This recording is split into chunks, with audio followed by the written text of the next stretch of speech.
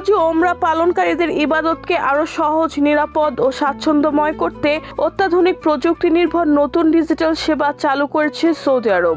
এই সেবার মাধ্যমে পবিত্র কাবায় তাওয়াফ ও সাইর সময় বিভিন্ন স্থানে কতটা ভিড় রয়েছে তা রিয়েল টাইমে জানা যাবে। গলফ নিউজের এক প্রতিবেদনে বলা হয়েছে, মক্কার গ্র্যান্ড মসজিদের তাওয়াফ ও সাইর জন্য নির্ধারিত এলাকাগুলোর ভিড়ের লাইভ তথ্য নতুন প্ল্যাটফর্মে দেখা যাবে। ফলে তীর্থযাত্রীরা তুলনামূলক কম ভিড়ের সময় ও পথ বেছে নিয়ে আরও নির্বিঘ্নে ধর্মীয় আনুষ্ঠানিকতা সম্পন্ন করতে পারবেন।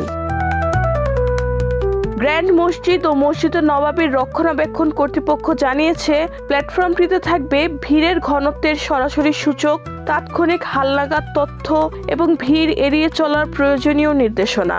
এর মাধ্যমে ইবাদতকারীদের অভিজ্ঞতা আরও নিরাপদ, সুশৃঙ্খল ও আরামদায়ক করার লক্ষ্য নেওয়া হয়েছে। প্রতিবেদনে আরও বলা হয়েছে, কিউআর কোড স্ক্যান করেই সহজেই এই ডিজিটাল সেবা প্রবেশ করা যাবে।